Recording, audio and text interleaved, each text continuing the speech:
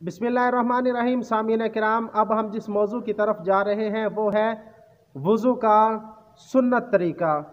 तो उस मौजू की तरफ जाने से पहले मेरी आपसे गुजारिश है कि अभी तक आपने अगर मेरे YouTube चैनल को सब्सक्राइब नहीं किया तो सब्सक्राइब कर दें, लाइक कर दें और बेल आइकन के बटन को दबा दें ताकि मेरी आने वाली तमाम वीडियोस आसानी के साथ आप तक पहुंच सकें। तो मेरे दोस्तों, वज़ू का जो सही तरीका है और सुन्नत तरीका है वो ये है कि सबसे पहले हमने अपने हाथों को धो लेना है। उसके बाद हमने 3 दफ़ा कुली करनी है। अगर मिसवाक है तो मिसवाक कर ले, वरना अपनी शहादत वाली जो उंगली है वो अपने मुंह में फेर लें और अच्छी तरह से कुली कर लें। उसके बाद जो है नाक में पानी डालना है। तो 3 दफ़ा नाक में पानी डालें और नाक को अच्छी तरह से साफ कर लें। उसके बाद 3 दफ़ा अपने चेहरे को धो लें। और जब चेहरे को धोना है तो एक चीज़ का ख्याल करना है, ये पेशानी के बालों से लेकर ठोड़ी के नीचे तक और इस कान की लो से लेकर इस कान की लो तक अच्छी तरह धोना और 3 दफ़ा धोना, ये सुन्नत है। उसके बाद जो है अपने बाजुओं को कूनियों तक 3 दफ़ा धोना, ये कूनियों तक यहाँ तक 3 दफ़ा धोना जो ये सुन्नत है। उसके बाद जो है पूरे सर का मसा करना है। अब पूरे सर का मसा कैसे करना है, इसके 2 तरीके हैं। एक तो ये है कि यूँ करें तो ये यूँ लेके जाएं और यहाँ तक ये पूरा कर लें, तो इस तरह ये आपका मसा हो जाएगा।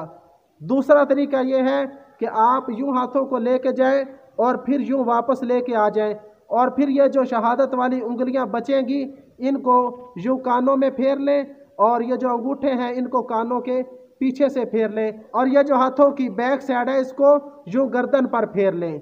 तो ये जो हमने गर्दन पर हाथ फेरने हैं इसमें इख्तिलाफ है। अगर कोई नहीं करता तो हम उसे ये नहीं कह सकते कि आप क्यों नहीं कर रहे, क्योंकि अहनाफ के नज़दीक भी ये मुस्तहब का दर्जा रखता है। ज़्यादा से ज़्यादा अगर कर लेंगे तो सवाब है, अगर ना करें तो इसमें कोई गुनाह नहीं है। तो जब मसा करना है तो सर का और कानों का जो मसा है ये करें और गर्दन पर अगर आप हाथ फेरना चाहते हैं तो ये मुस्तहब दर्जे का अमल है। अगर आप कर लेंगे तो सवाब है, नहीं करेंगे तो गुनाह नहीं है। एक बात रह गई, जब मुंह धोते हैं तो ये दाढ़ी का जो खलाल करना है ये भी सुन्नत है।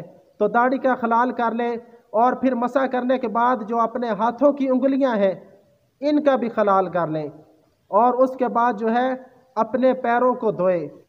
पहले दाएं पाँव को धोएं और फिर बाएं पाँव को धोएं और जब पैरों को धोएं तो पैरों की उंगलियों का खलाल भी कर लें। पहले भी मैं गुजारिश कर चुका हूं कि अगर हमने गुस्ल किया है तो गुस्ल करने की सूरत में अगर हम वज़ू नहीं करेंगे, ऐसे ही नमाज पढ़ लेंगे तो हमारी नमाज हो जाएगी। इसी तरह एक बात याद रखें कि अगर हमने गुस्ल कर लिया है, अब गुस्ल करने के बाद जो वज़ू करना ये ज़रूरी नहीं होता, क्योंकि जो आज़ा हमने वज़ू में धोने हैं वो गुस्ल में हम धो चुके हैं।